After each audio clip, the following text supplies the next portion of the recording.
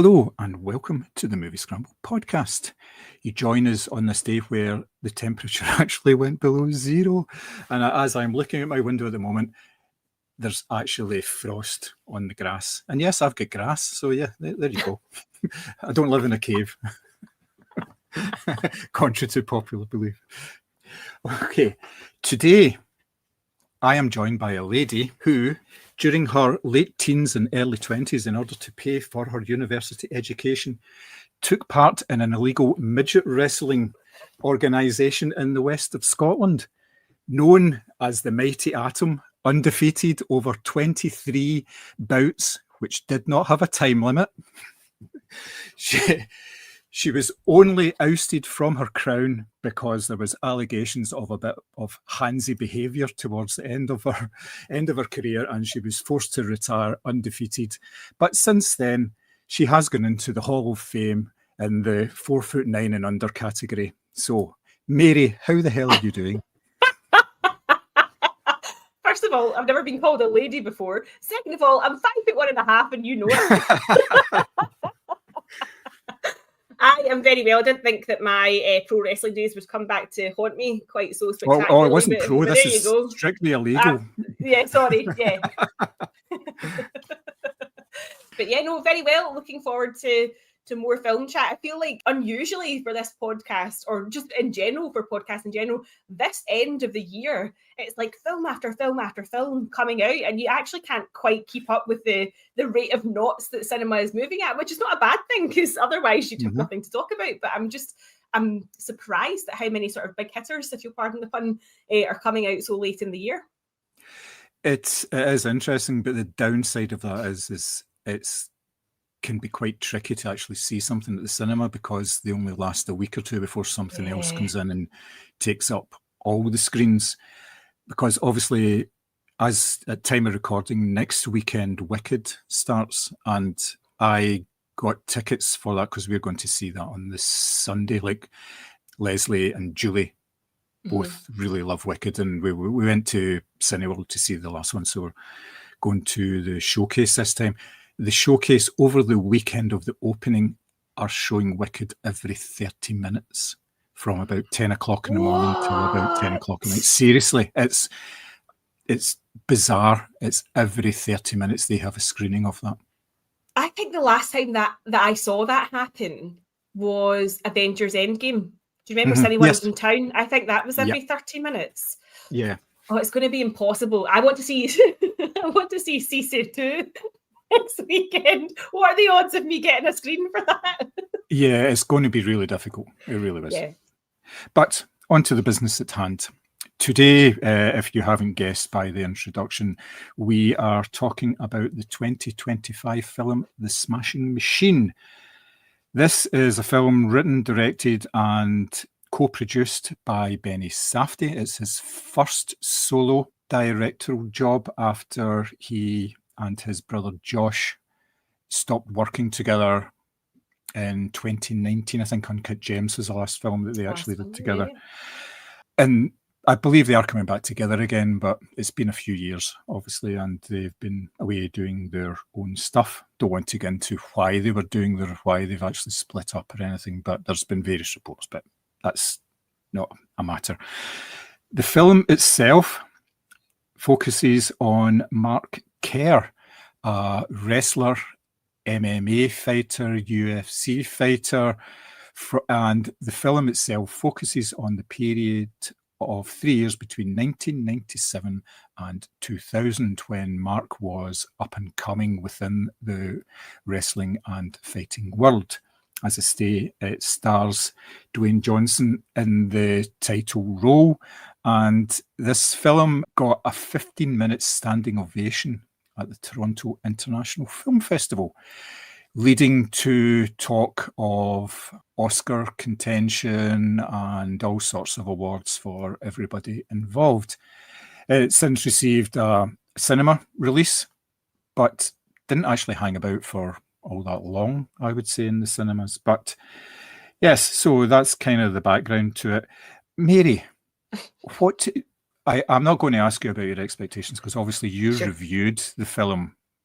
I did. So your expectations are well gone. They're well behind you.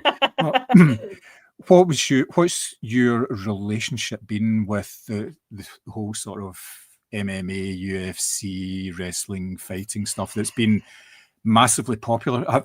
Do you have any background in it, or do you? Do you know, the only thing I can remember about wrestling is when I was weer, my uncles had is it WWF? Was that a thing? Yes. Mm-hmm. WWF? Yeah. They had a ring, and like they had like little toys of the Undertaker and Hulk Hogan and those sorts of. So the Rock thing, which I know Dwayne Johnson doesn't really like to be referred to now, but the whole The Rock era completely passed me by because that was not something I ever watched. I would hear boys in my class at school talking about it, so I know kind of like the taglines and stuff like that a lot of the wrestlers used to have. I'm probably more aware of wrestlers now because the likes of Dave Bautista and John Cena and obviously Dwayne Johnson have migrated across to cinema proper, if we're going to call it that. But I don't really have any relationship with wrestling per se. I mean, I genuinely didn't know it was like all staged, shall we say, up until about 5 years ago. I thought this was like a genuine thing. But so, yeah, I guess that going into this, like any film starring anyone who's left that sort of arena, I don't really know much of that world at all. I don't even know anything about UFC. Like, I did laugh at when this film said, like, you know, UFC fighters whose names you will all recognise. And I turned to Chris in the cinema and went, I couldn't tell you one. It's not a sport that appeals to me in that way. But I get that for others, it's a very big thing. Yeah. Pretty much the same for me. It kind of passed me by. I was aware of the whole wrestling thing. I obviously used to watch the British wrestling because it was on a Saturday afternoon at 4:00, and it was a very different beast. But again, it was all a performance piece, and it was all these sort of British guys that were taking part in it. You're talking about like Big Daddy and Giant Haystacks, and this is years and years ago. And Kendo Nagasaki, which you wouldn't be able to call yourself now. No. So obviously the whole the WWF thing came out of that, and I didn't really watch it. We didn't have Sky, and it was all over Sky, these things. And then obviously I was a bit too old for getting into all that. I know Simi is a massive fan of wrestling. He has been for decades. He loves it. But myself, I've not really seen the appeal of it. I can understand why people like it. I really can. But it was just never for me. So I had a sort of tangential relationship with it, same as you. It was when these guys started coming into the cinemas, and the likes of Ronda Rousey as well, you know, so there was sort of the bigger female stars at the time coming in, but it was very much a case of you'd find out who they were in terms of their acting and then refer back to, you know, the sort of the wrestling stuff and all that. But I was never really had the background to it at all, so I knew nothing about Mark Kerr. You know, it just wasn't a name. And I think for a lot of people that will be the case. Would you agree with that?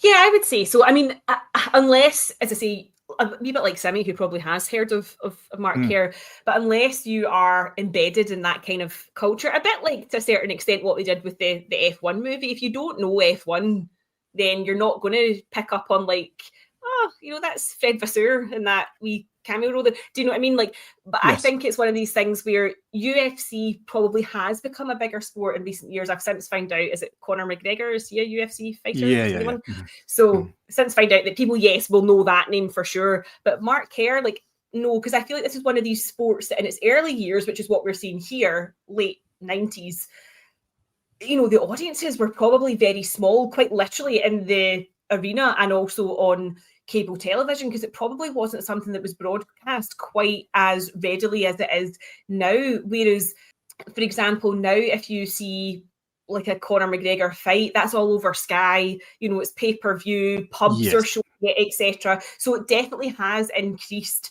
in popularity, but I think you probably have to be quite embedded in that culture to actually know who this film's about going in.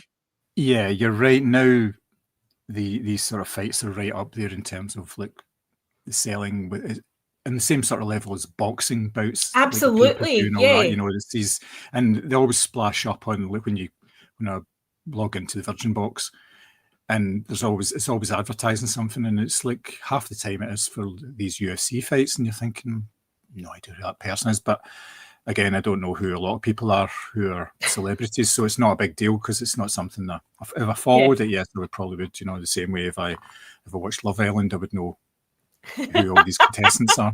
You know, it's imagine you ever sitting down to watch an episode of Love Island. I watched a couple of seasons of it. The one with Danny Dyer in it. Not that Danny Dyer. Not that. Yeah, his daughter in the Molly May one. That's how I know who Molly May is as well, because Julie was in the house and it was on all the time. Right. So you just kind of gravitate to it and you watch it, and you know, at first you're very critical of it and everything, going, look at these holidays and all that, but then occasionally you're going, oh, it's been a couple of days since he's shaved his chest, you know, he's getting a wee bit stubbly, you know, he really needs to do a bit of trimming, you know. So you do get more into it. Yeah, so yes. Yeah, as I say, I was the same as you. Didn't know anything about Mark Kerr, didn't have any understanding about that. Is never a deterrent for watching a biography for me, because it's a story. You're there for the story. You're there because it's a film more than anything else. So let's go into performances. The main primary one, Mr. Dwayne Johnson, who is not referred to as The Rock. Usually it's Dwayne The Rock Johnson when he's given his title on the screen. So what did you think of him in this film? So I think it's a bit of a mixed bag for me, I have to say. I think the prosthetics and the sort of physical transformation are quite incredible because, quite frankly, his shoulders have shoulders. Like, he's so muscly. Yeah. And this is borderline ridiculous. And I think that he's obviously shed that kind of like friendly giant kind of persona that he usually has going on. He's usually quite light, you know, cracking jokes, etc. This is obviously quite serious. He's given a performance that is more vulnerable. He's definitely showing his kind of fragility, both when he's doing the fighting sequences and when he's sort of one-on-one with Emily Blunt. His portrayal of addiction is very, very good as well. However, for me, I noticed a pattern that whenever Mark Kerr was supposed to cry, Dwayne Johnson would simply bury his head in his hands or the crook of his elbow. So he obviously isn't quite at the stage where he can produce tears, and you know that obviously adds a layer of credibility to a performance, etc. I think the trouble with Dwayne Johnson is no matter how much he immerses himself in a role, and I do genuinely believe he has tried to immerse himself in this role, is that it's very hard to shake off I'm watching Dwayne Johnson. It's a bit like Tom Cruise in that sense. Like, you're super aware that you're watching Tom Cruise in a Tom Cruise film. And I kind of feel like, although, as I say, he's definitely given us everything that we need from this film in terms of like emotion and physically looking different, but I feel like you can't help but be aware that you're still watching Dwayne Johnson in a film, and that kind of takes me out of it a little bit. Yeah, I know what you mean. It's the movie star. So you're there when the movie star's name is there. You no matter what they do, no matter what accent they put on, you're always like, yeah, this is Tom Cruise doing an Irish accent and Far and Away or something like that kind of thing. Yes, glad you brought that up. Yeah, I know exactly what you mean, but when you actually look at it, he didn't need to do a type of film like this because he's got his wee bubble going on, and he could be doing that for another decade quite easily, the same sort of action comedy roles, and he's just playing The Rock. But he's obviously this was something that he's wanted to do for a long time. So he said himself he's never worked as hard for a role, because I was initially concerned that the Dwayne Johnson has a very well-known sort of outline. You can tell, you know, you just look at him because he's got the bald head and he's built the way he is. But then when you look at pictures of Mark Kerr, he's kind of built in a similar way. He's a big guy. He's a unit, if you like. Yeah. Except he's got the hair. So when it was quite disconcerting when you're seeing him with the hair to begin with, because you haven't seen The Rock with hair for like decades, you know. Not it was back in his sort of wrestling days when he still had any. here. But there was that, but when he actually started speaking, and he speaks completely differently. He's so soft and everything. He said that was the hardest thing he had to do, to learn how to speak that way, to have the softness into his voice, have the vulnerability into his voice, and speak in such a way that he didn't sound like a hard man. He kept talking about his tummy. That was noted, I've got an upset tummy and things like yeah. And that's not something you expect from somebody that size, because there was a wee scene where he was like, he didn't want to go onto the fairground ride because it upset his tummy, and he was saying to the guy that was running it, I think this is going to upset my tummy, and the guy's looking at him going, look at the fucking size of him. I know.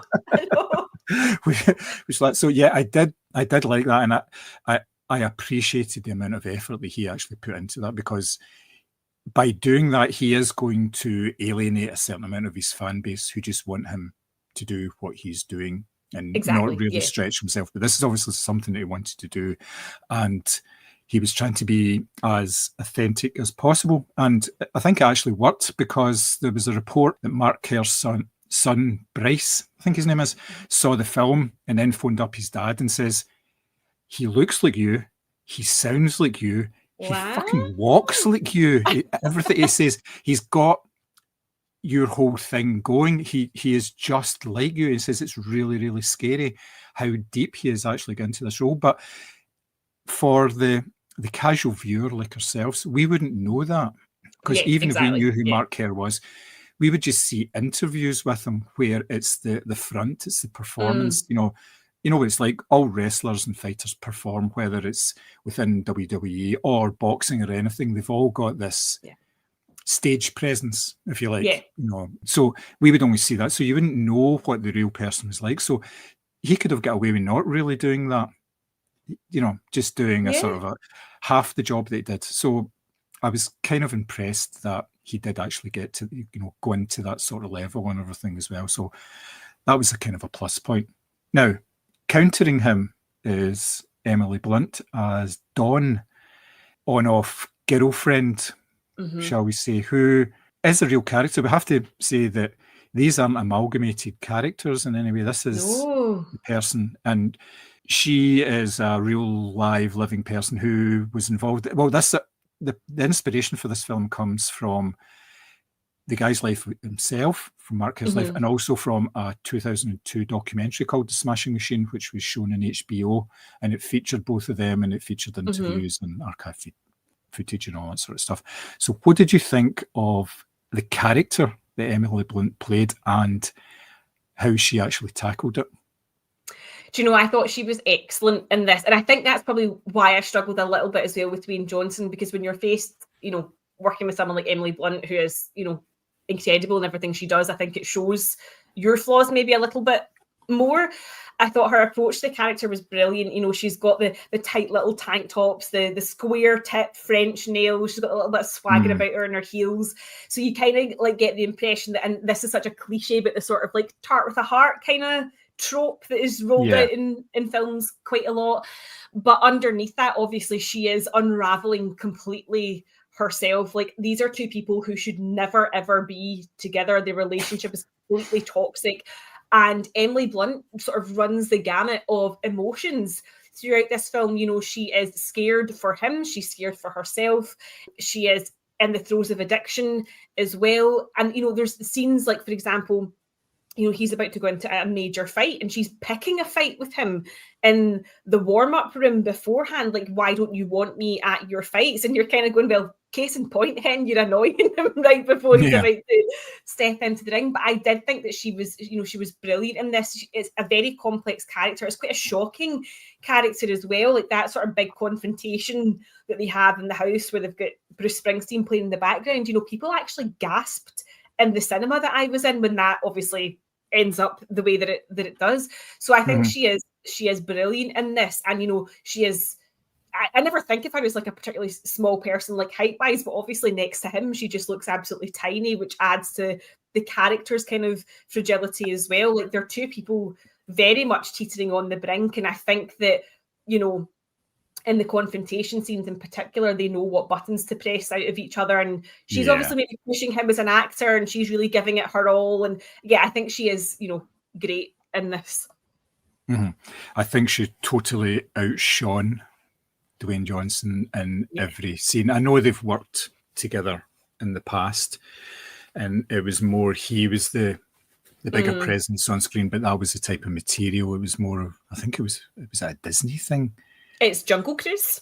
Jungle Cruise, yes. So he was the sort of bigger part in that. She was almost like a stereotypical wee woman in need, you know, a bit who could handle herself a bit sometimes, but she always relied on him. But yes, here the character of Dawn is like sort of fully rounded.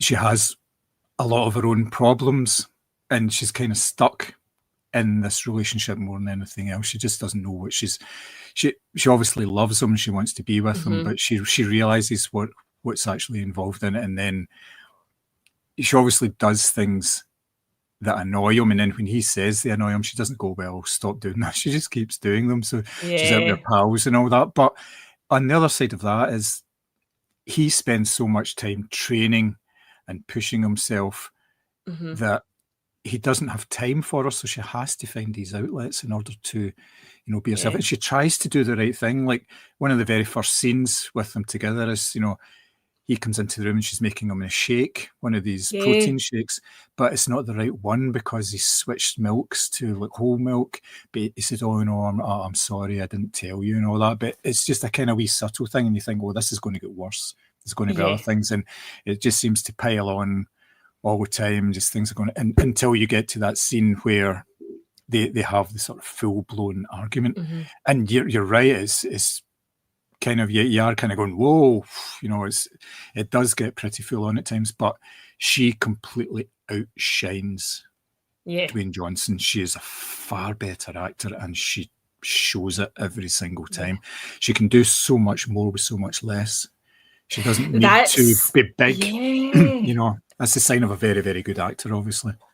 And I think that's, as I say, what I struggled with is that when he was trying to give that level of like vulnerability, it felt very performative. Whereas, you know, she just needs to give a look and you're like, oh my God, she's completely heartbroken.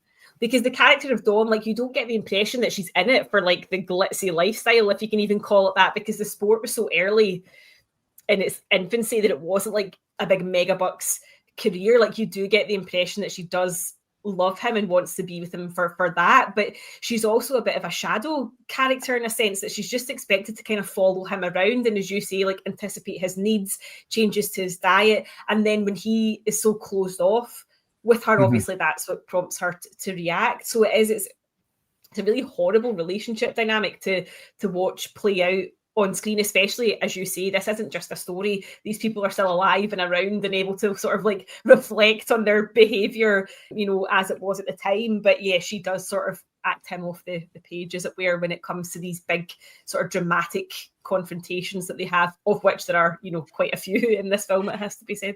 Yes. What did you think of the supporting cast in this? There was obviously a few roles. The sort of main one was Ryan Bader as Mark Coleman, who, again, real life person who came up through the ranks at the same time as Mark Kerr, and obviously his story kind of parallels him. They were great friends and everything. Obviously, I think they were still, you know, even past the sort of the film as well. What did you think of the likes of him? I mean, he was sort of the main one. There wasn't that many other sort of significant roles in this. It was quite surprising, I thought. Yeah, it's definitely a sort of two-hander, and I think that although he's not really given a lot to do, like, it's evident that his character obviously is loyal to Mark Kerr, loyal to the sport. There's a kind of quietness to his career, perhaps isn't as glitzy or dramatic as Mark Kerr's, but he is, you know, still present and still pushing the sport as well. There's also a small role for Alexander Usyk, who is the Ukrainian fighter as well, who is quite famous for his slightly ridiculous press conferences.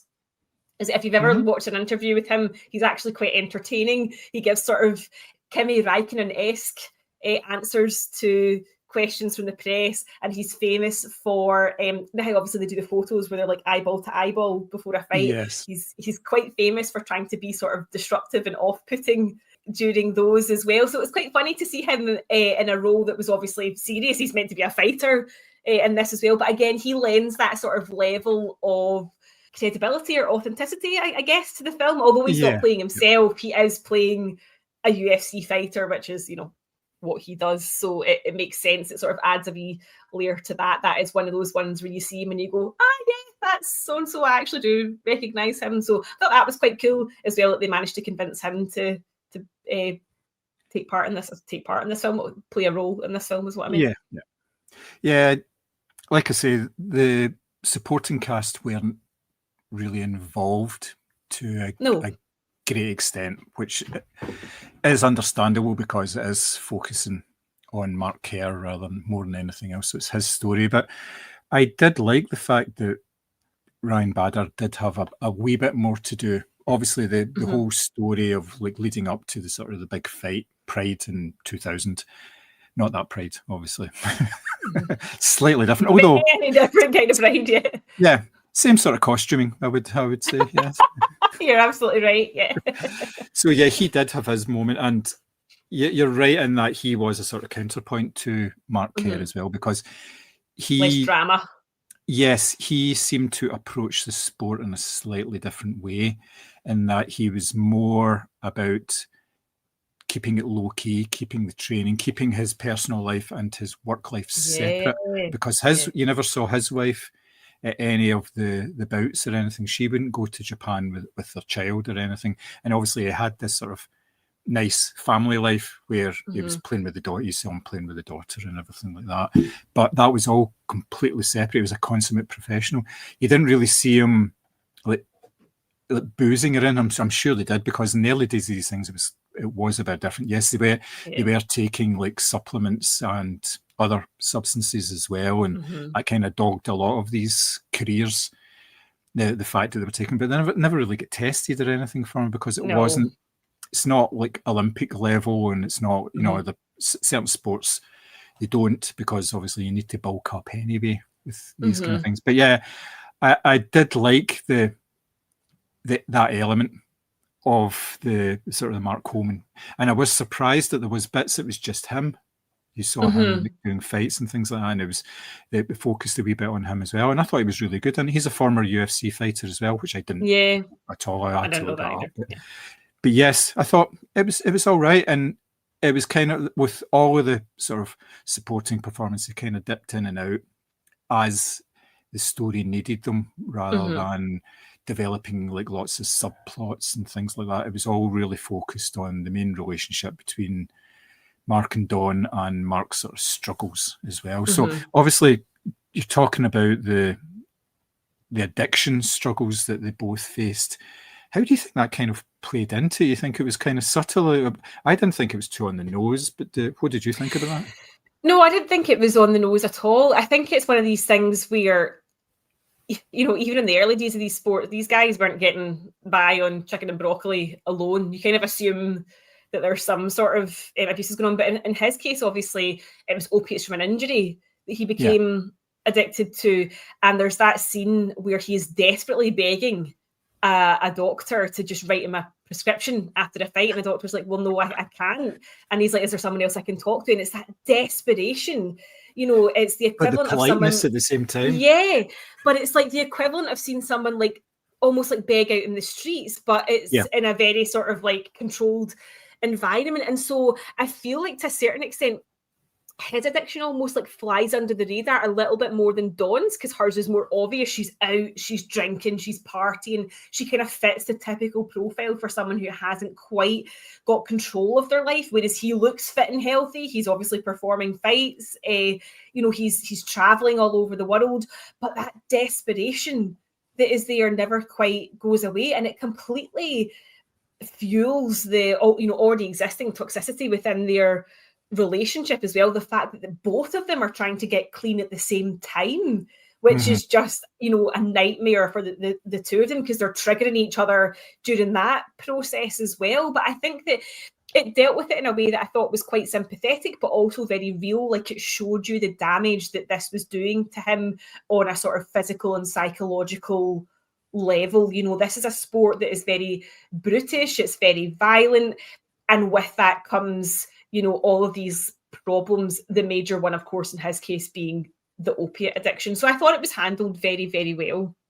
Yeah, it felt very realistic, obviously, because there was a cause and effect. The cause was Mm-hmm. injuries, the fact that Mm-hmm. his body is getting pummeled, and obviously up until that point he's winning all his fights. Yeah. He is a winner, but the downside of that is the problems that he's facing, because you see him in the doctor's office quite early on and his face is all sort of mangled at the Oh, side, yeah. and he's sitting there talking to the wee old woman and stuff, and that's just something that is part of the gig for him. It's something that he has to do. But yes, the way that he when he was in the doctor's office, he's looking at all the bottles to see, oh, that one might be quite good, that kind of. It's almost like a wee shopping expedition. He's just having a wee look, and he doesn't need to steal anything because he knows that the doctors will give him the stuff anyway. Because Yeah. he said, I could take this stuff in pill form, but I can't really because it will upset my stomach. My tummy will get a Yeah. bit upset. So can you give me some of the liquid stuff, because that'll be a wee bit easier. And then he goes on, yeah, maybe a wee bit stronger as well. So, things are sort of ramping up and getting worse and worse and all that sort of thing. So yeah, I did like the way they handled it. It wasn't, dramatic music and quite dark and he's shooting up in the corner or anything like this, or, hiding away in the bathroom doing it. It seemed to be reasonably open because Dawn knew about it. Yeah. It wasn't like really hiding his problems at all. It was just part of what he needed to do in order to get by. But yes, then obviously get out of control because at one point he was hospitalized. It's like when Dawn was on the phone to the other Mark saying, I can't wake him up. He's thinking that's got to a stage where it's become more than a bit of a problem, So, and that gave a chance for Dwayne to do the crying bit as well, where he pulled the sheet up over his face in Yeah, order it to didn't do the quite crying. work. All that. Yeah, that was a wee bit sort of off, like you say. But I did like the whole thing. So let's talk about the shooting style, the way that this film was put together. What did you think about that? It's quite. There was a vision there, wasn't there? Yeah, so I checked afterwards. It was shot on 16mm and 65mm film, which I think gives it this nice sort of like grainy documentary type quality to it, which I really appreciated as well.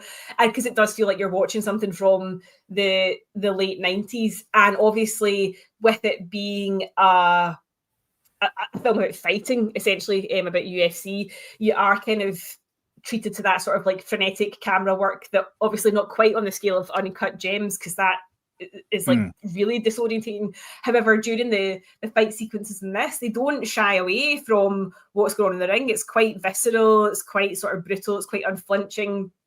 He shoots from outside the rings, sort of going like with shots like through the ropes or overhead to really give you a sense of how dangerous this sport is, but also how fractured Kerr is by this point in his career as well. Like, it is really beautifully shot. Like, I think that it's definitely from a technical perspective, he is spot on. As I say, it's grainy, it feels grimy, it feels really, but it also is a kind of film that, because of the close-ups and the way the fights inside the ring are shot, it's kind of putting you, like almost sort of making you feel like the toll that it's taken on Mark as well, because it's like quite insistent and it's quite frenetic. So it's really, really beautifully shot. That is absolutely one thing I will not complain about in this film, is how well it's directed. Yeah, there's been an awful lot of thought put into the way it's been put across, because the way that it starts is it's not a montage scene, it's almost like a news report from the time of him fighting, and it introduces you to the way that the Pride fight works, because they do it all in the one day. They don't do it over like a I course didn't of realise weeks. that. I had no idea. They do one, the winner goes forward, and then there's like sort of an ultimate, or they do certain rounds of it, and then they have a couple of weeks off, and then they come back and they do the sort of final rounds, but it's all done very quickly, which kind of ties in with what you said about it was like the sort of the early days of these things, so it wasn't as popular and stuff. So you could maybe get a crowd for a day, maybe 2 days, but could you get a crowd for a week to go and see maybe just one or two, or will the show stretch to that sort of level? Yeah, I really liked the way that it was shot, the fact that they used different type of sort of filming techniques. There was like a lot of sort of Steadicam footage, which was a wee bit reminiscent of the first Rocky film, because they introduced Steadicam. Yeah, It was one of the first yeah. films that actually did that, to give that kinetic feel to the whole the fight and everything. But you also saw like overhead shots of the rings and everything. And when you were with Mark and Dawn, it was the cameras just slightly moved, so it was never like totally steady, and it wasn't just sort of traditional sort of two shots and a mid shot and all that.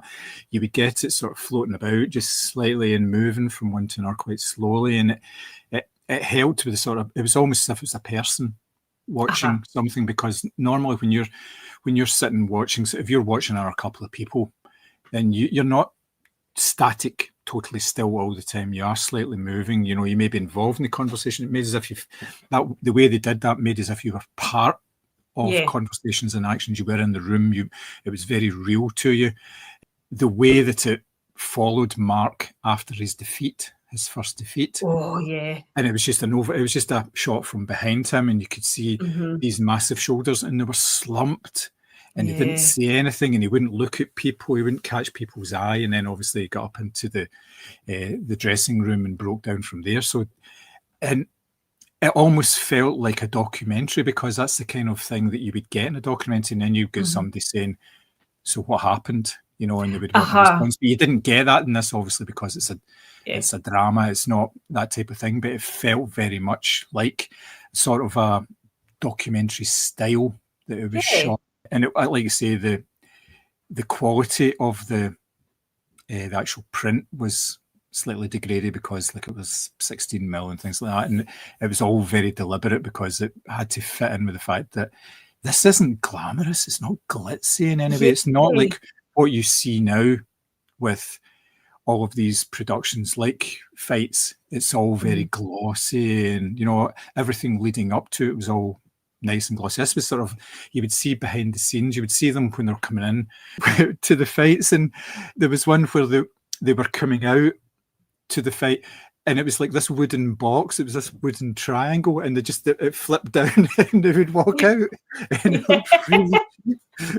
It wasn't quite, you know, sort of up there with sort of Hollywood spectacular which you kind of get now with music and coming in chariots and all this sort of stuff, all that idea. It just didn't. And they all had like a theme song and stuff like that. Whereas I think definitely the sort of grainy, grimy quality of the film is, as you've said, is very much reflective of where the sport was at. Like you almost kind of imagine some of these fighters sort of like stubbing a cigarette out before they went in and go into the ring. It doesn't have that like glossy professionalism that it does have now. But as I say, the way that it's shot obviously is designed to reflect that, which I think is a great quality. Like the Safdie brothers obviously have produced some fantastic work, you know, to date, and this is his obviously solo directorial debut, and I definitely think that it has all the hallmarks of like a quality director, somebody who knows what they're doing. Oh, definitely, yes. So you touched on the fight scenes themselves. What did you think the director had in mind when he was shooting these?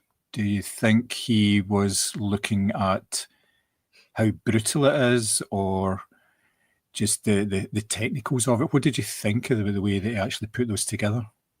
I think it's a bit of a mix of both, actually, because we have that glorious press conference prior to one of the big bouts. And they've changed the rules, so it's no biting, no eye gouging, and no kneeing your opponent in the head if they're on the ground. You're kind of going, what the fuck kind of sport is this? They're having to specify. And then of course Alexander Usyk's character puts his hand up to a translator and has to define how far on the ground they have to be. You know, can he still kick the shit out of someone? So you're kind of going into these fight scenes with a lot of anticipation that this is going to be quite violent and quite bloody, but I don't think it necessarily revels in that. This isn't a film that's like glorifying violence. If anything, you're thinking, how the hell can somebody, as you've said, go through 2 or 3 rounds of this in one day? You almost think, no wonder he's addicted to opiates, because how else are you getting through this? Like, this is insane.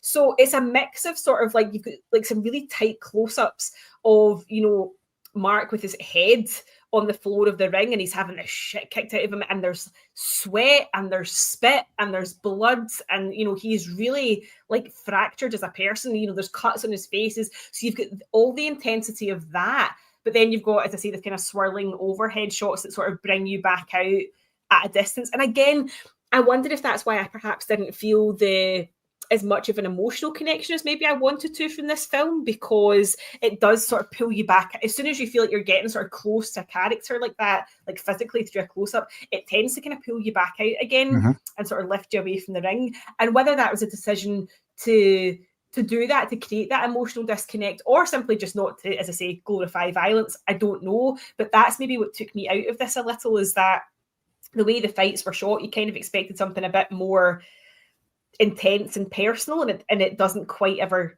give you that.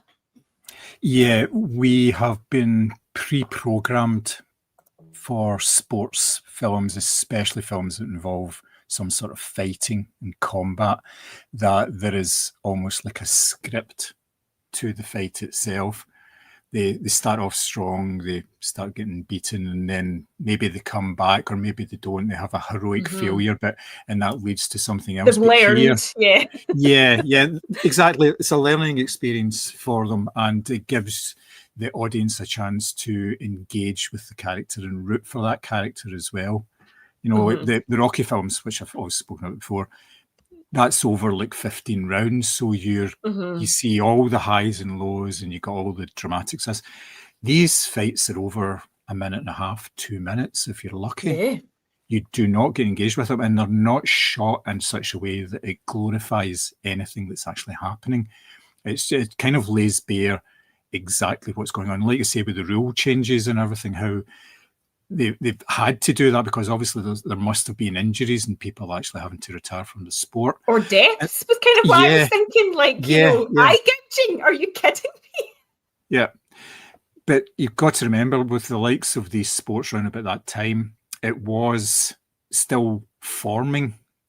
All these, like UFC didn't exist. This was created, and they invited people to come in from various martial arts in order to take part in it. So it's almost like a boxer versus a jiu-jitsu fighter, that kind of fight. So they bring them all in. So they all use different styles, they all use different techniques, and they had different rules. So I think at first it was probably just kind of like, well, we'll see how it goes, see how many deaths there are, and then we may have to change the rules. So over the past sort of quarter of a century, they've kind of refined that so that it's very defined. But I'm sure there was a few rule changes over the years that they've had to implement because of things. And that was one of the problems that Mark Kerr faced, because he was a wrestler.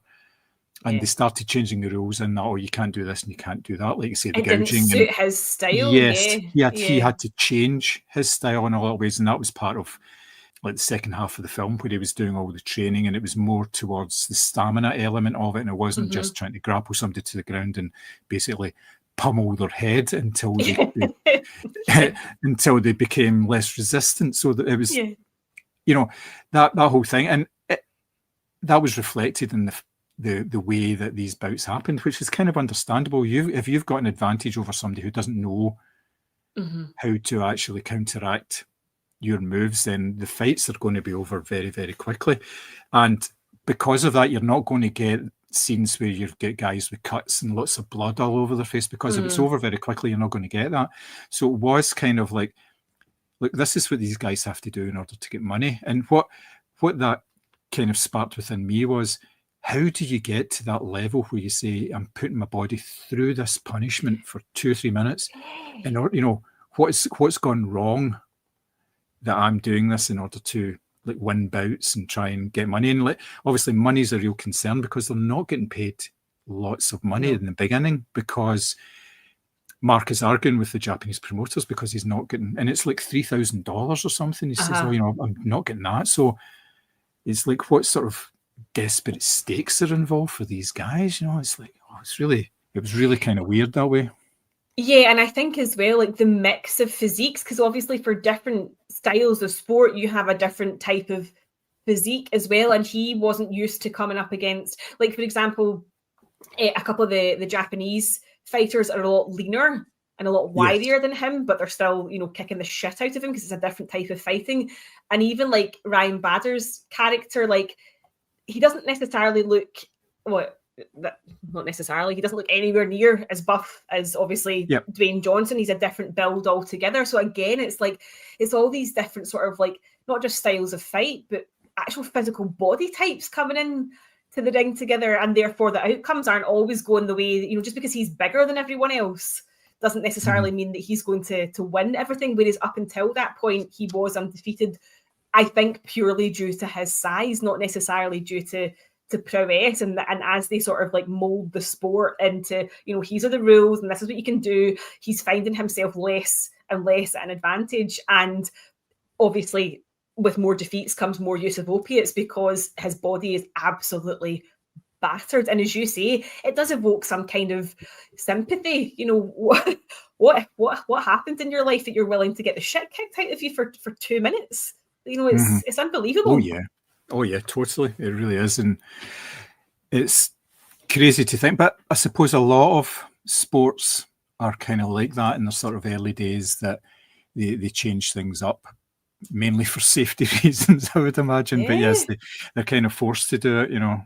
You almost think that in the headquarters, they probably got a big board up saying, you know, 3 days since last death or something like that, and they have to rip off and put it back to 0 again, that kind of idea. Yeah, definitely.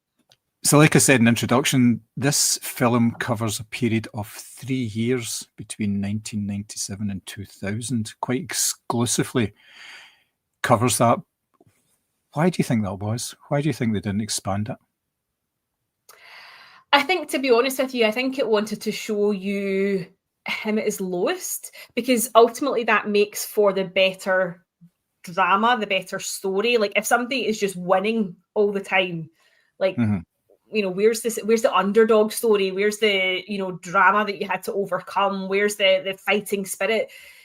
Whereas we see him, you know, as I say, the sport's in its infancy. It may as well have been taking place in like community halls, you know, with no money, you know, dingy like dressing rooms, paying for yourself to travel everywhere. So it's all, you know, completely in its infancy. And he is at his lowest ebb because he is getting older during these 3 years as well. And obviously, as you know, the older you get, the less resistance you have to someone kicking your head in, and therefore his addiction becomes worse, his relationship with Dawn becomes worse. So I think this particular pocket of time is probably just the most interesting part of his story. We're seeing him where he's not a winner. You know, the sport isn't cool, it isn't well known, and his personal life's completely falling apart. And therefore that's the narrative, that's the drama, that's the drive. Whereas if we'd seen him all and he was just, you know, he was winning all the time and he was like, you know, an American hero, okay, fine, but we've seen those stories a million times before. It's more interesting when somebody's actually like doing damage to themselves. Which I know is a bit sort of like maudlin to say, but do you know what I mean? Like that is much more interesting to watch. Yes, if you're watching a film where they're just winning most of the time, then it gets repetitive and boring, and you're kind of like, yeah, I've kind of seen this before. Why have you even made a film about this? There's, you know, you're looking for a drama, you're looking for a story, and there's not much of a story if, okay, they get addicted to stuff, but they're still winning. That's, you know, there's no sort of, the tone is very sort of one note in that sort of case. So yes, there is a variety, something that is a good starting point. That's why I thought the starting point was good. You didn't need to know really their backstory about it. You got wee snippets of it, how he'd come from wrestling, and it showed you his first MMA fight as well. But you didn't need to know. You didn't need to know what Dawn was before she met him. You didn't need to know what his friend Mark was, how the Pride organisation came about, how UFC came about. All that's known to sports fans, and you can dig into that if you want. You can go and find out about that, but it's not necessary for the film. You don't need to understand it. So I thought just having in that period, now having read a wee bit about Mark Kerr, he had this whole sort of amateur career before then, and after then, he still was around and he was still fighting, and he retired and he came back. He had more sort of comebacks than Frank Sinatra. I think he was in and out of the sport for years and years. So it was, you know, there is another whole story there. But I thought, like you say, concentrating on this bit where it's really the dip, really the low point, it really, really works. So in terms of the flow, and obviously I've mentioned the tone, but do you think the flow kind of worked? This is a 2-hour film, so they've been given a reasonable amount of time to breathe in this. Do you think it kind of worked in those sort of terms? Yes and no. I won't lie. A couple of times I was kind of like a wee bit of clock watching, because it's, I think, and this is where I really struggled with this film, is like it doesn't quite deliver the level of emotion that I think maybe I was looking for. As I say, there is this weird detachment to him as a character, and the narrative at times does feel really uneven. Like we get like little montages here and there, we get little, you know, close-ups of fights, we get, you know, his personal life, but there's just something about it that just felt a little bit clunky to me. And I don't know if that's maybe been some directorial choices or some script choices or whatever. But, you know, as I said in the review, like it's a film that's definitely more interested in mood than clarity, and that's fine. But for me, that just kind of took me out of it a little bit, and the emotional investment that I wanted and the willingness to root for him sort of got diluted as a result of that. So I think for a 2-hour film, like, I'm not going to say you're going to be, you know, bored. That's absolutely not the case. But for me, there was just a couple of sort of like clunky points where I was kind of like, where is this going? This isn't maybe flowing the way I was expecting it to. And as I say, that kind of provided me with a bit of a disconnect. Yeah, I think there was one too many scenes where Mark and Dawn were having a conversation that led to a fight. Because there was a lot of that as well, yeah. And I know why it was done, because it was building it up, so there was going to be like a major argument between them at one point.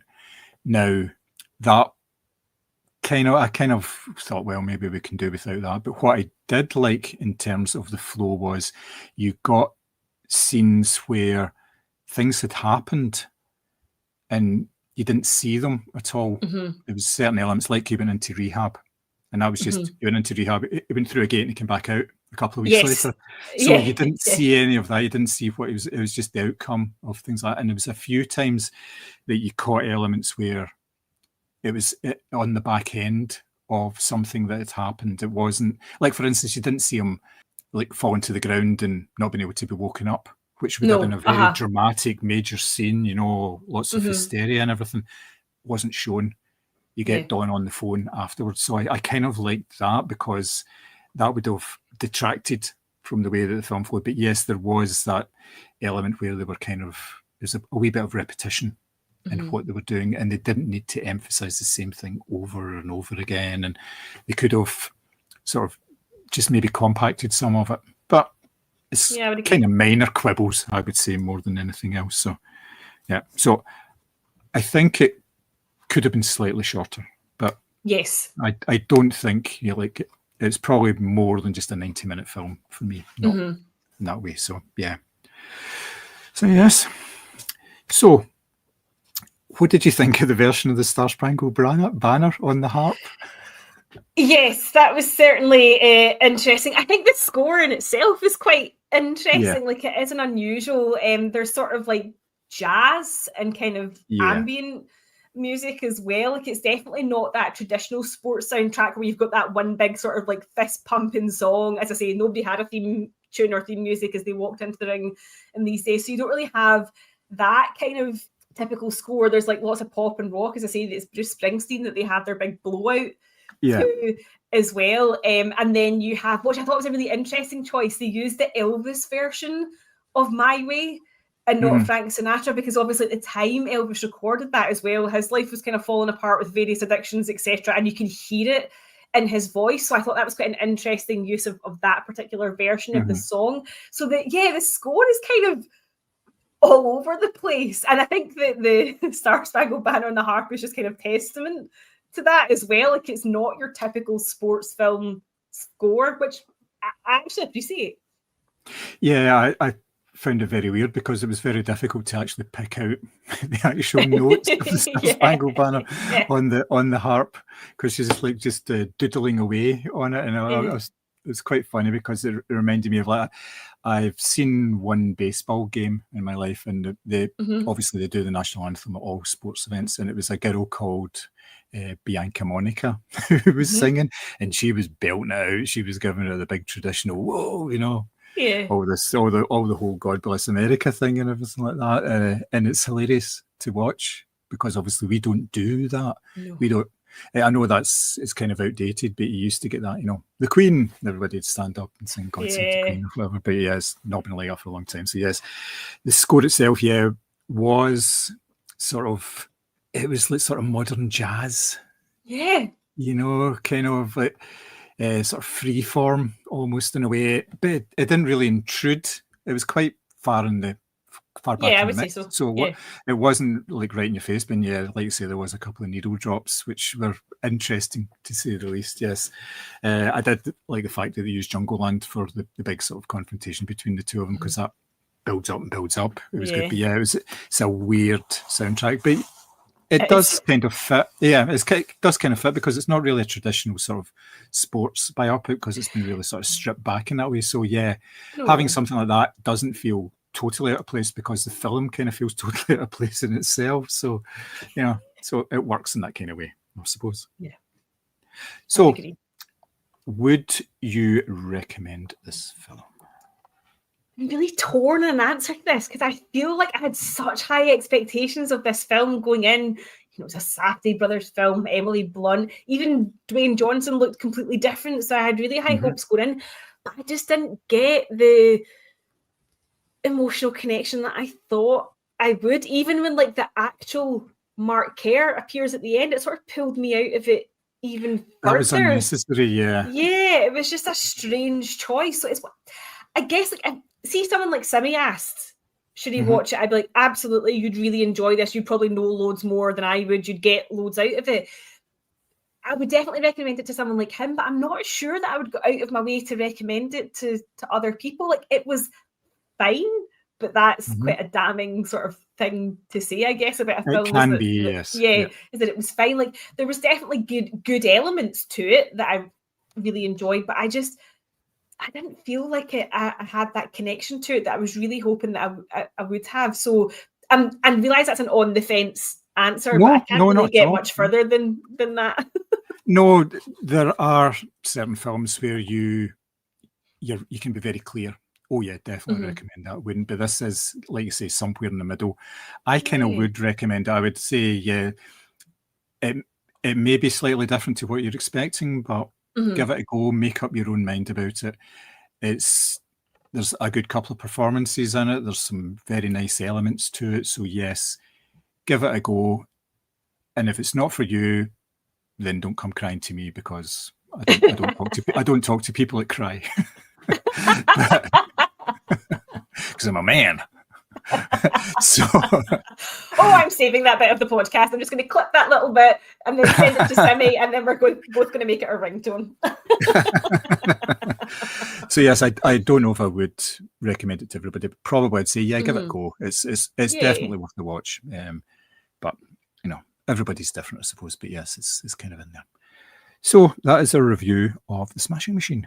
So to accompany the review, we thought we would do a top 3 based on film biopics, which is a massive topic. There are loads of them, right back to the earliest days of cinema.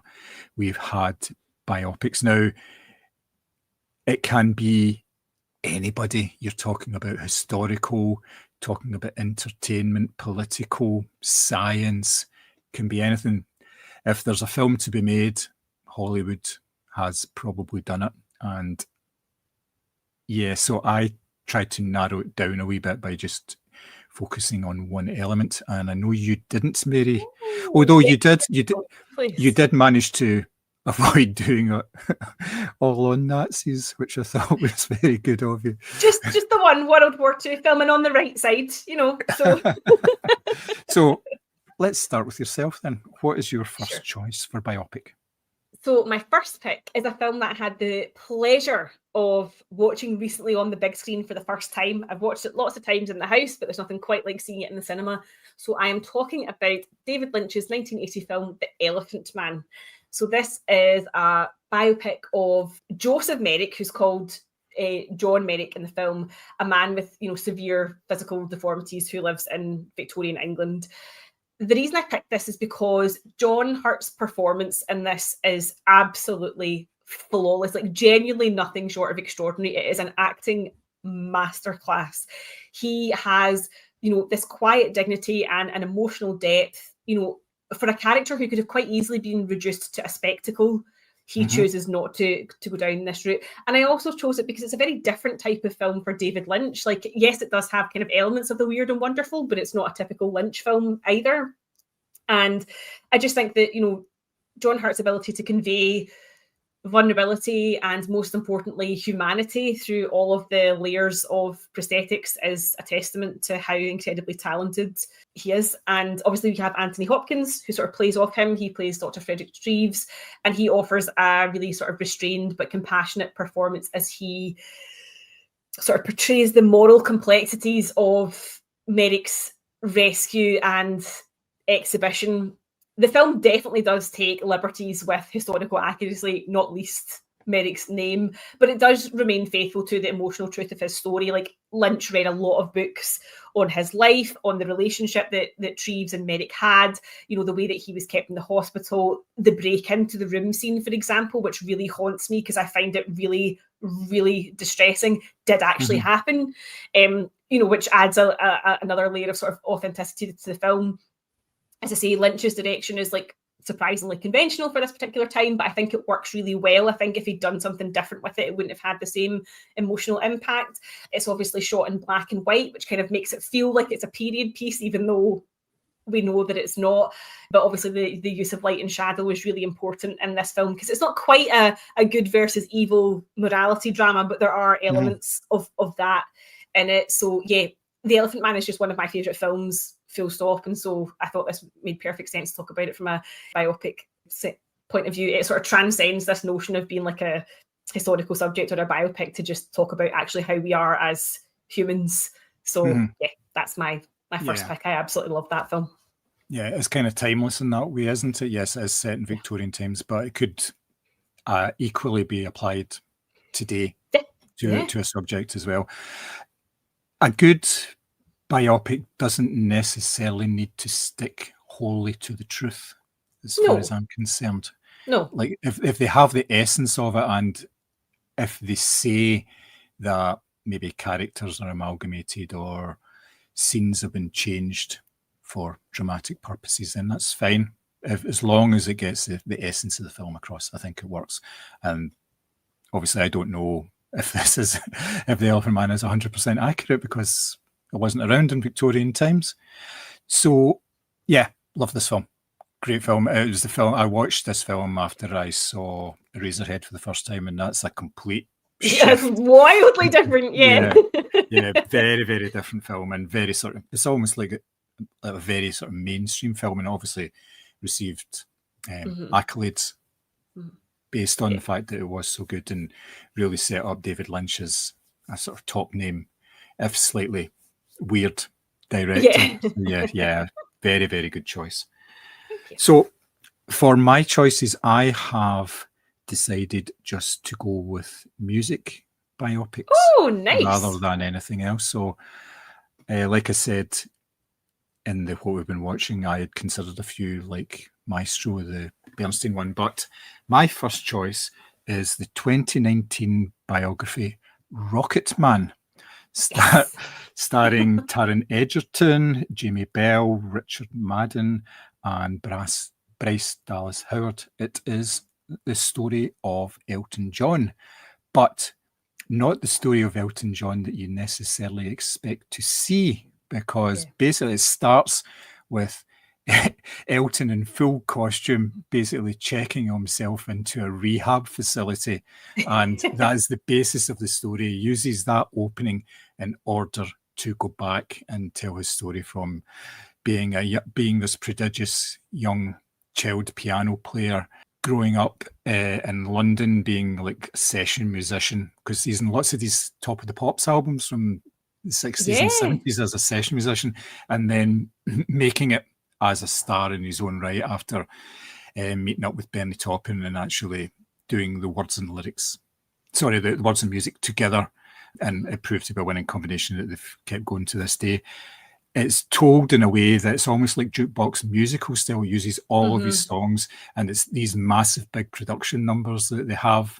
The Saturday Night Saturday Night for Fighting one is brilliant because it so good. It starts off in the pub and then it just expands out into the street and there's all people singing and dancing. It's just fantastic. And the use of music is obviously central to this because you don't want an Elton John biography that doesn't have any of his music.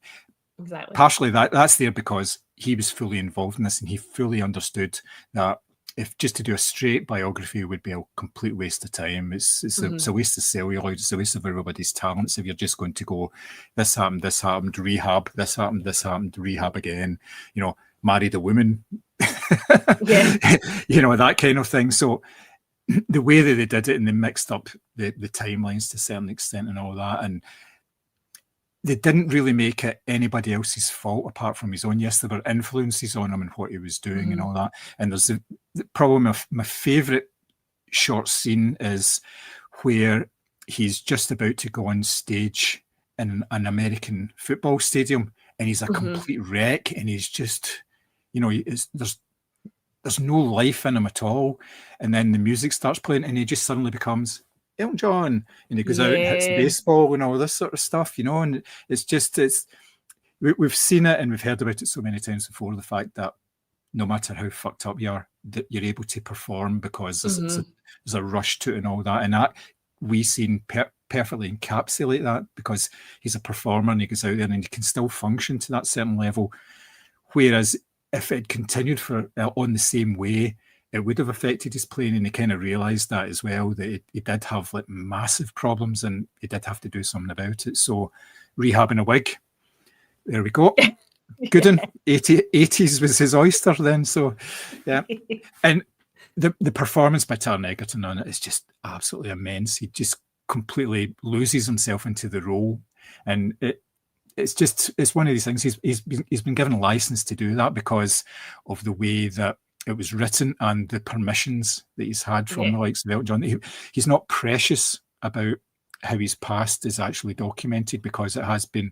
He's talked to himself about it, and he wanted something to be entertaining and honest at the same time. Yeah. So, and it works very well. That is the film that Bohemian Rhapsody wishes it could be. Yes. Rocketman is a brilliant film, and as you say, like it's not even though he's involved, it's not a sanitized version of his story either.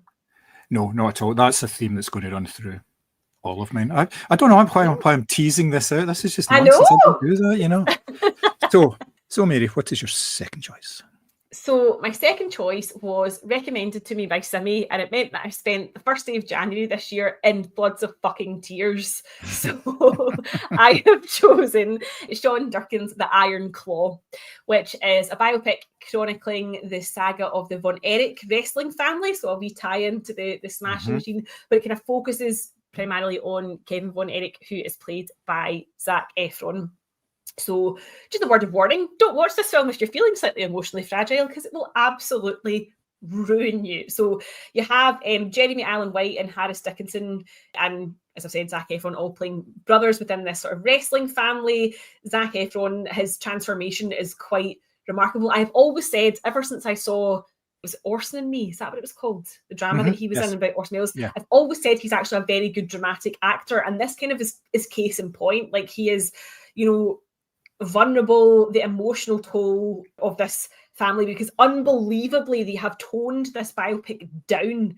So when you watch this and you see all the tragedies that have unfolded, that isn't half the story of what has happened to this sort of wrestling family and the way they were, driven to the brink, quite frankly. So it definitely doesn't shy away from all the darker elements of their story. As I've said, there's mental health struggles, there's tragic death, there's abuse, there's, physical and mental.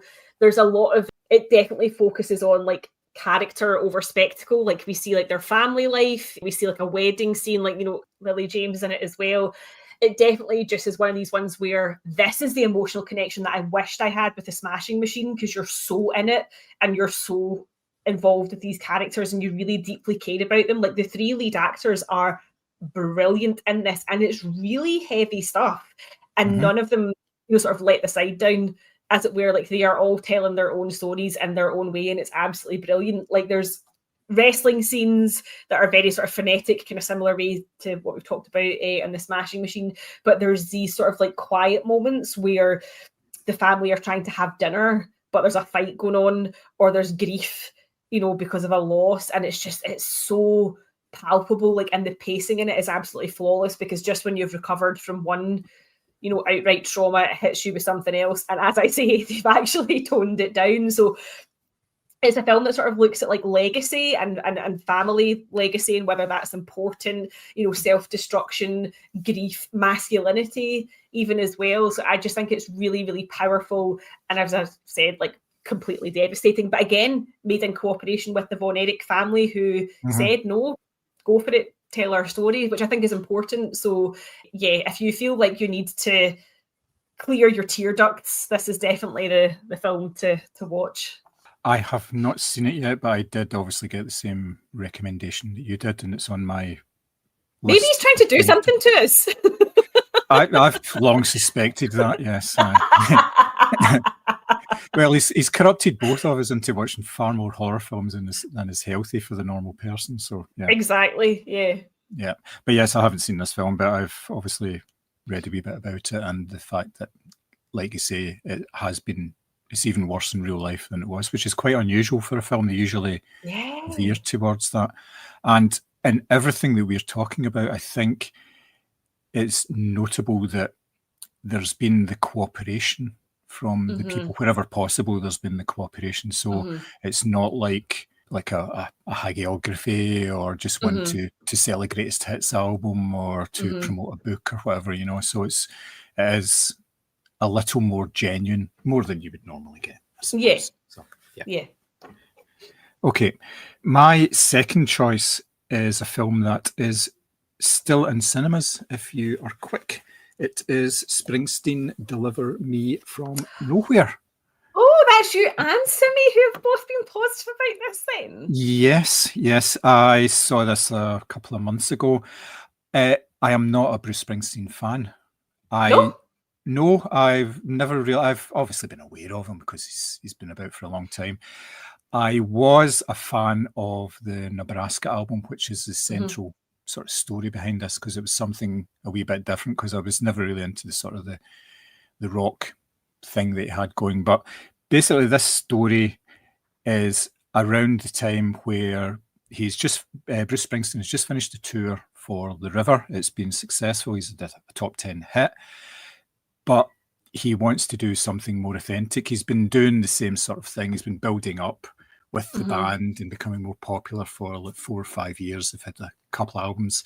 It's starting to come to fruition, but he's having doubts about how authentic his music is, because it's always sort of blue collar kind of sentiment behind all of his stories and the lyrics and everything that he uses in his music. So he takes himself away to a wee house and starts recording on a 4-track recorder, sort of in a view to either doing it with the band or doing it on his own. And at the same time, he's going through these sort of mental struggles as well. And this has all been documented. This isn't just done for dramatic effect. He gets involved with a woman from sort of local area where he is, and it's how they get on, how he actually he's got this sort of, not a fear of commitment, but it's a fear of commitment due to the fact that he knows he's unwell. He's not really got it together, and there's pressures that he's putting on himself to produce something that's authentic, but at the same time, there's pressures from the record company who are saying, we want hits, we want the next big thing to come out of all this. So it's the story of how all that kind of comes together, and his insistence in doing things in a certain way. But from those sessions came out sort of the initial tracks for the Born in the USA album as well. So you get a scene where he's in the studio with the band, and they're doing some of the sort of the Nebraska stuff, which has not been formed into Nebraska or anything. He's come up with an idea that it may be a double album of sort of lo-fi stuff and sort of regular stuff. And they do a version of Born in the USA, and it sort of talks about where that came from, because it was a script that was given to him that was actually called Born in the USA. And he says, I didn't read the script, but I took the title from it and worked that as well. So it's, again, Jeremy Allen White, as you have just mentioned, as the boss himself. We also have Jeremy Strong as his manager, John Landau, and he's brilliant in this film. He's really, so really good at everything. Yeah. And it comes across because he's fully supportive of Springsteen, even though like he's doing like Springsteen's making these decisions that are not commercial, Uh-huh. but Landau is always of this opinion that he's an artist, so therefore he has to grow, he has to do what he needs to do. If he's doing something inauthentic, then it's going to turn out, his heart won't be in it, so it'll turn out shite, and then maybe like 2 or 3 years he'll just become completely disillusioned. So it's sort of long-term thinking and all that. You've also got likes of Paul Walter Hauser in it as well as one of Springsteen's aides. He does all the recording with him in this wee 4-track recorder. Stephen Graham is his father, and there's all these elements about his past and his growing up. And his father was abusive and everything. And Stephen Graham is like, but you know how Stephen Graham is kind of menacing at the best of times? Yeah, fucking evil here. He's really, he's this sort of hard drinking, he goes easily to violence, and he likes the use of the belt and all this sort of stuff. So yeah, so again, this was done full cooperation with Springsteen. The only thing that's changed, he's been on the press tour. Yeah, the only thing that's changed was his girlfriend's name. I think they changed that because she was. I don't think he wanted her to be involved in it. I think, or it was an amalgam maybe of a couple of people. I'm not quite sure. Well, presumably these are still real people who are cutting about and therefore maybe don't want their name like out there. Yeah.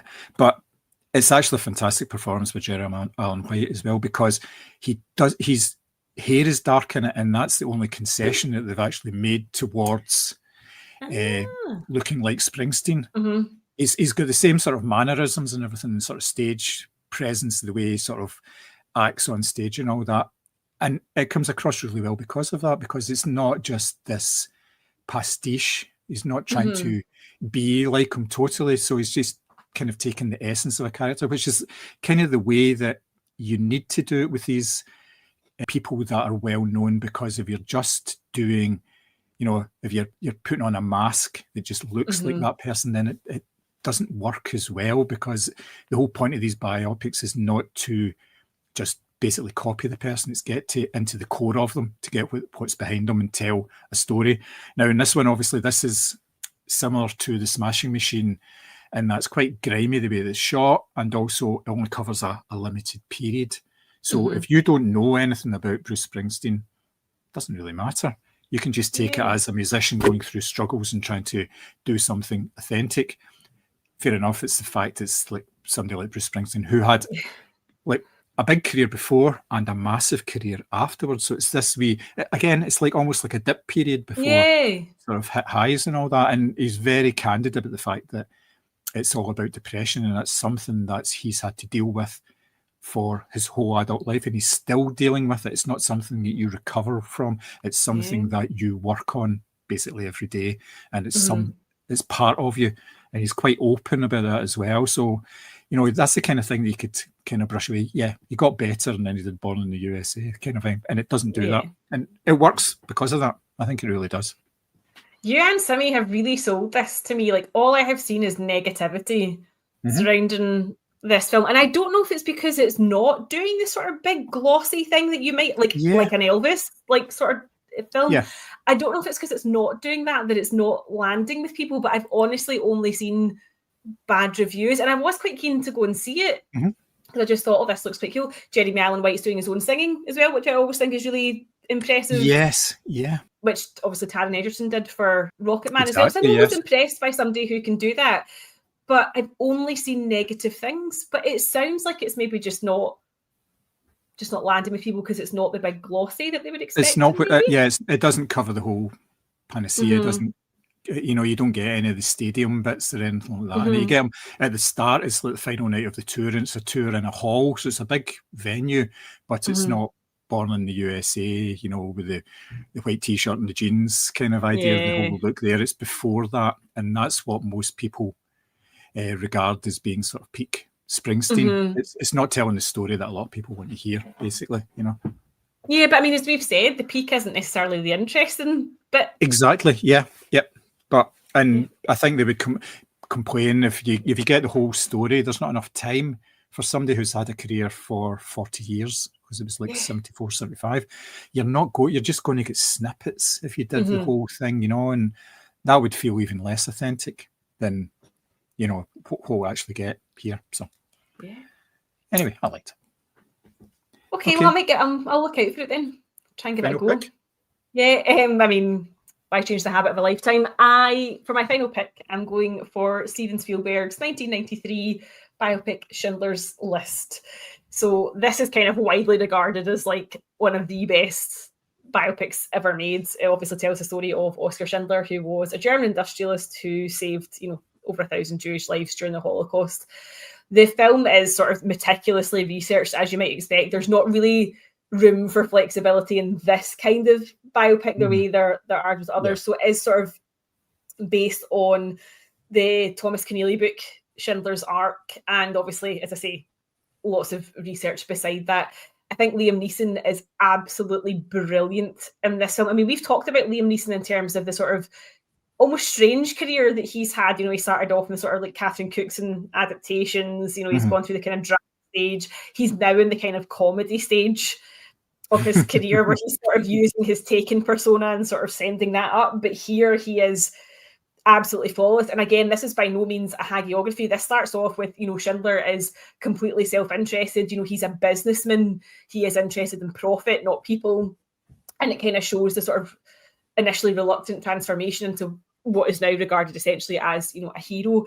And I think he takes on this role with subtlety. He isn't like a cigar chomping, mustache twirling, fat cat. It's just a man who's interested in making his business work. He doesn't really care about politics, which of course was the opinion of so many at the time. You've got Ben Kingsley in the cast as Ishtak Stern, and of course Ralph Fiennes putting in an utterly despicable performance as Eamon Goethe. Like, this is genuinely, he frightens me so much in this. Like, it's just utterly terrifying. But I think it's a really good story. Obviously, a very dark piece of history, dark period in history rather. But it's not done in a way that sort of like over dramatizes it. You don't need to. It's literally one of the most horrific things that ever happened. I think Spielberg obviously balances the horrors of what was going on during the Holocaust with a genuine sense of humanity without ever straying into, as I say, a hagiography. It's obviously shot in black and white, a bit like The Elephant Man, to sort of age it and make it feel like a period piece. And of course, you have the really iconic imagery of the young girl in the red coat, this symbol, and amongst everything else that's going on. So I think it's between Liam Neeson's performance and Spielberg's direction, it's actually a bit of a sort of masterclass in restraint. It just allows the emotional weight of the situation to do the talking, as opposed to relying on these sort of like big presences or big, sequences of melodrama. And of course, you have the John Williams score. If you can hear that violin piece and not cry, fair play to you. I definitely can't do it. But I think it's a wee bit like the Elephant Man. It sort of transcends this notion of being a biography, and it's a reflection into our past and who we are as humans. And, we'd like to think that we would all make those decisions in a certain situation, but obviously that's just not possible. And therefore his story stands out as being, heroic. But I think it's a pretty enduring film. I think Netflix had like a full 3-hour cut of it on for a while. I don't know if they still have it, but it's definitely, if you've not seen it, it's definitely worth seeking out. It's a stunning film, never mind a stunning biopic. Nice. Well, it's kind of the perfect choice to end your top 3, isn't it? Because there must have been so many filmmakers who were considering biopics of wartime figures and then looked at that and went, well, that's us fucked now, isn't it? Yeah. How can you possibly compete with that? It is regarded as probably Spielberg's greatest serious drama. I know obviously there's I'm putting this aside from the likes of Jaws and Indiana Jones and all these kind of things, because it's not the same type of film at all. But yes, it's probably regarded as his best work, I would imagine. Yeah. And you don't get much better than that. Evil Ralph Fiennes as well. Just, it's very, very, very little you can actually say. You just have to actually go and watch the film and then cry your way through most of it as well. Yes. It's not an easy film to watch. It really is. No, it was a toss up between that and The Zone of Interest, actually. But I think I might keep that for another pod if we ever talk about that, because there's so much to talk about with that. I think it's an amazing film.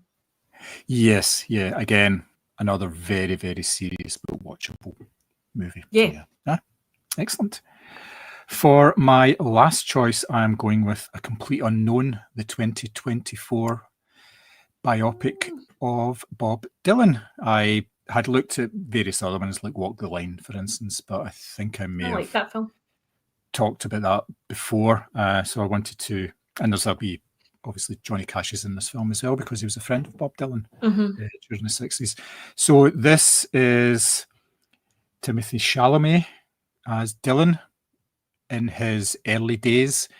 It takes the period where he is, well, a complete unknown, and it's up to the point where he basically alienates himself from the folk music scene in the mid-60s. Story is authorised, I would say, by Dylan as well. He had final say in a lot of it, and he was quite happy with it. The only thing he asked to be changed was the name of the girlfriend in that film as well, because she, like you said, Ella, she is still around, and she has nothing to do with anything to do with like media or entertainment. So he wanted her name changed so that she Nobody wasn't tried to involved in the find her or someone. Yeah. So that was all changed, but the story itself behind them is him coming to New York, going to see Woody Guthrie, who's dying at this point, plays him a couple of songs, and he's totally enthralled with him. He just loves what he's doing, and he starts to get a reputation based on his music, and he's being promoted in all of these sort of there's lots of wee folk clubs in New York around that time, wee sort of coffee shops, and it's very, very sort of beatniky kind of thing. Have you seen I Married an Axe Murderer? Oh yeah. And there's a scene in that where he's a poet, he's a beat poet, and he's in the coffee shop. It's the same sort of idea as that, the wee tables and everything. Yeah. And like somebody comes along, does a couple of songs, and it's all very acoustic, and there's maybe like 3 or 4 people up on stage. And sort of traditional folk stuff would be the 3 or 4 people with the Arden jumpers on and all this sort of stuff coming on and doing the folk stuff. So when he came along and did something different, it was more political and everything, he gained a reputation and a name for himself. So it's all about that, and how he actually starts to feel constricted by the music itself, because it's him and a guitar, and obviously there are limitations to what you can do with that. There's no way to sort of expand that, to change it slightly. So the problems start happening when he decides that he's going to move on from that, actually use a band, bring in electric musicians. And this is all, it's based on a book, 2015 book called Dylan Goes Electric, and that's the sort of the second half of the film. It's all about his decision to do that and the problems that it causes, because he plays like at the Newport Folk Festival, and they have this like a rule, no electric guitars or anything, or drums or anything like that. And it's a big finale in the film. I'm saying, I'm not really giving very much away because it happened like 50 years ago, 60 years ago. So, and plays an electric set. So, and it's interesting because there are bits and pieces of this film that's kind of pulled in from various sources, in that when he's playing the set and somebody in the audience stands up and shouts Judas, and that's a very famous thing that actually, because he was moving away from folk music, he get called Judas. But that didn't happen there. That happened in England when he was playing at the Manchester Free Hall, I think it was, and people were shouting Judas at him. And there's a documentary about that. It's a D.A. Pennebaker? He did a documentary with Bob Dylan, and it charts this tour in England, and it's really good as well. It's a cracking sort of insight into sort of the world of Dylan and all that. There's a very famous quote from that where he's sitting in the car and somebody's reading a review to him, and they call him an anarchist, and he says, "Oh well, just give the anarchist a cigarette." And so he just sort of can't be bothered with it at all. But this is a really good film. Timothy Chalamet totally encapsulates the role, the hair and the way that he dresses, and the fact he obviously liked motorbikes and things like that, and his whole attitude towards other people, especially women, because he was like a bit of a philanderer. He was right in there, so that caused divisions between him and his girlfriend, because he was like involved in all sorts of other people, and the likes of Joan Baez was obviously quite heavily involved, and like I say, Johnny Cash, who pioneered Dylan at the time, he would promote him and say, like, if he was doing interviews, he'd say, "You should check out this guy Dylan, you may not know him now, but 6 months, 12 months, it's going to be massive," And I know Johnny Cash did a fair bit of that, because he had a TV show and he had all these people on. He would be promoting all these sort of slightly left sort of field artists in it, and it was on like national US television and things like that. So it's, you know, interesting stuff. It's Boyd Holbrook that plays Johnny Cash in it as well. So it's a nice wee turn. And he's only in it for a wee while, and they have their correspondence via letters. So you hear the contents of the letters occasionally and things like that as well. But it's quite a nicely sort of put together film. And crucially, you don't need to know anything about the subject before you go in. You can pick up, or you can just take it of a musician going from one, transitioning from one era to another. So yeah, I really liked it. I thought it was a great film. Again, don't know that much about Dylan, but I thoroughly enjoyed the film. Yeah, I must admit, I'm probably going to get hung John and Quarter for this, but I'm not a massive fan of Dylan's music. So that's probably why I didn't go and see it. However, it does sound obviously interesting. Like his music will be a part of it, but it sounds like, you know, good performances and, you know, a good story there as well. So again, one I'll probably seek out, but I think it was initially just that reluctance because I'm just not a fan. Like there's a couple of songs that I know, obviously, but just not a massive fan, and thought, oh, maybe that wouldn't be for me because I don't know enough about it. But actually, it sounds like you don't need to know. Yeah, exactly. The purists will know, obviously. But yeah, and like I say, there's a wee thing. Obviously, there's wee bits that people pick up on. They say, "Oh, that didn't happen there," or whatever. But there's a sort of honesty to it because Timothée Chalamet learned how to play the guitar and sing like Dylan for this role as well. So that's all three of the films that I've talked about where they all did that, because it's much better than having this polished, you know, you're just miming, you know, and it sounds a wee bit too polished for the time. So it's slightly more authentic. It's never going to be, because it's a film, obviously, because you know, there's certain things in there, there's sound mixes and everything, so it's not going to be how you would hear it if you were just in a wee club. But it's as close as damn it. It's actually pretty good in that sort of way. So yes, interesting. That is a good pick. However, Timothée Chalamet. I can never forget. There's like a wee meme, because obviously his name's quite unusual, and somebody wrote it down as tiramisu creme brulee. So every time I hear his name, that's all I can think of. Yeah, on the Empire podcast, they call him Timmy Two Meats for reasons unknown, and they just call him that all the time. I know. Yeah.